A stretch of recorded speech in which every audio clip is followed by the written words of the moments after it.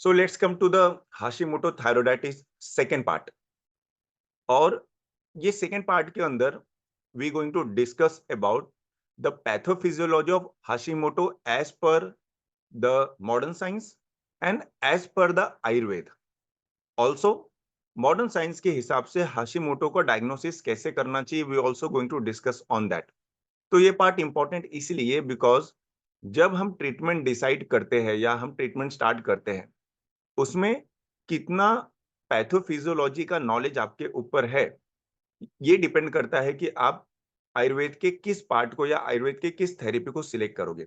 So throughout the video we are going to discuss on the diagnosis part, किसे कैसे diagnose किया जाता है, और आयुर्वेदिक संप्राप्ति, दैट इज आयुर्वेदिक पैथोलॉजी.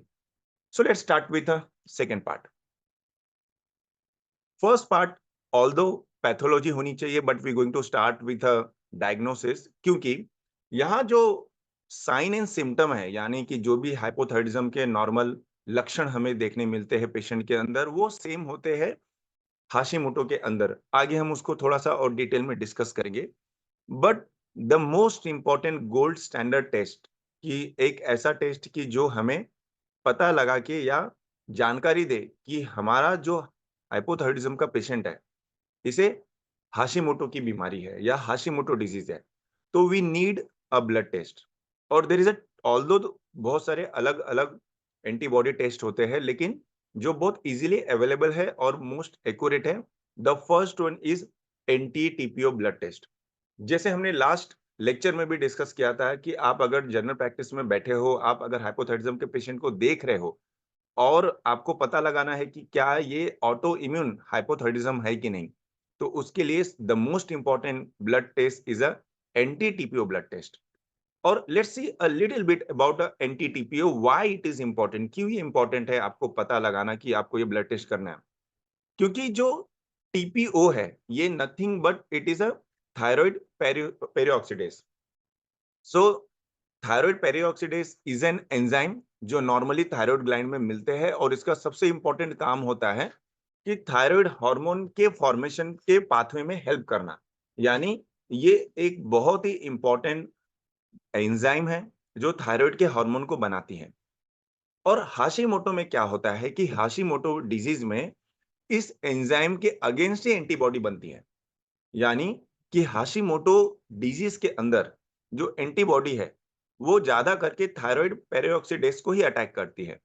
अगर थायराइड पेरिऑक्सीडेज को जितना अटैक करती जाएगी, उतना ये एंजाइम का नंबर कम होते जाएगा.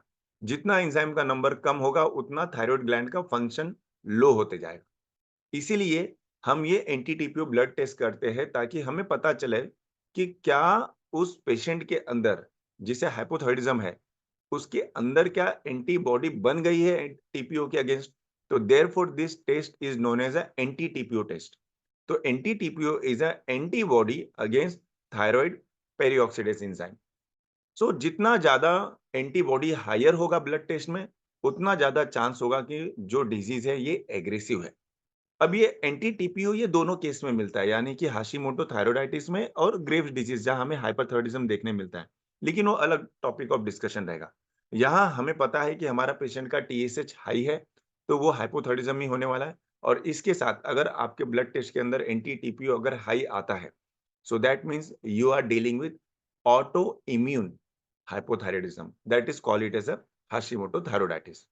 और उसके बाद जो है कि if this anti TPO is positive और टीएसएच जो है एक नॉर्मल भी है, जैसे बहुत बार हम ऐसा देखते हैं कि टीएसएच नॉर्मल है लेकिन टीपीओ बहुत हाई है, तो ऐसे कंडीशन में हम बोलते हैं कि अगर आपका टीपीओ हाई है, तो आने वाले साल के अंदर भी आपको हाइपोथायराइडिज्म होने का रिस्क फैक्टर ज्यादा है. जैसे हमने लास्ट टाइम भी डिस्कस किया था कि ये एंटी टीपीओ जो आपका एंटीबॉडी है, ये थायराइड के साथ साथ जो है आपके एक ओवरी में या अलग-अलग जो गायनेकोलॉजिकल ऑर्गन है, उस पे भी ये अटैक कर सकती है या वहाँ भी हार्मोनल डिसफंक्शन कर सकती है. तो इसलिए एंटी टीपीओ जितना थायराइड के लिए इंपॉर्टेंट है, उतना इनफर्टिलिटी के लिए भी इंपॉर्टेंट है. So this is a first test which is a very important test for the Hashimoto hypothyroidism. दूसरा है एंटी टीजी ब्लड टेस्ट. आप जब कभी किसी एंडोक्रिनोलॉजिस्ट को देखोगे तो वो ये दोनों टेस्ट एक साथ रिपीट करते हैं। मोस्ट ऑफ द टाइम आपने देखा होगा कि आप लिख के देते हो थायराइड प्रोफाइल। तो थायराइड प्रोफाइल में normally T3, T4, TSH blood test किया जाता है।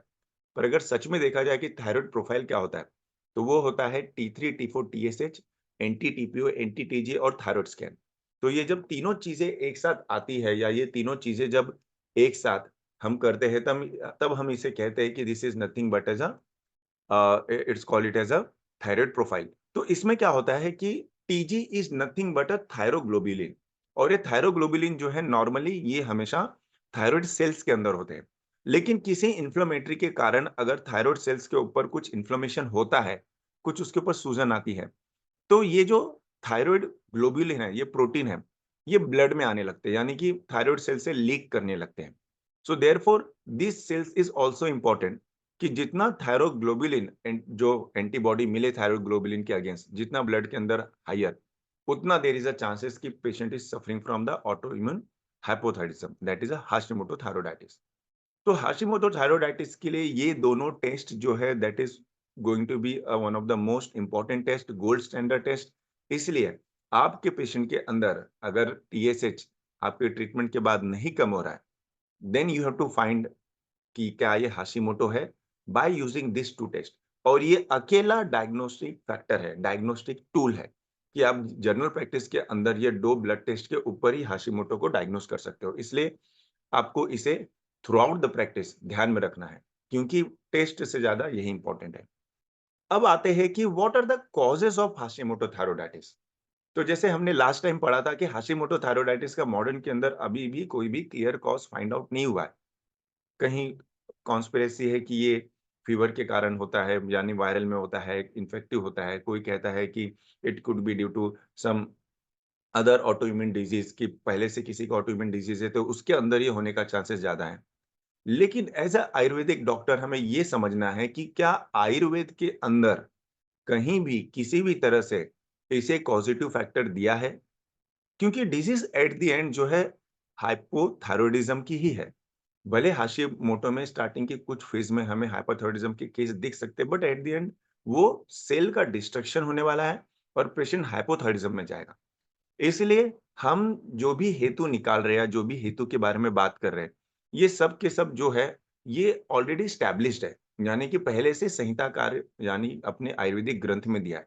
तो उसे हम एक रेफरेंस के लिए देखते हैं कि उस समय जो कॉज़ बताया गया था हाइपोथायरॉयडिज़्म का, आज के ज़माने में कितना ज़्यादा वो फैक्चुअल है, कितना कौन से हेतु के ऊपर हमें काम करना है।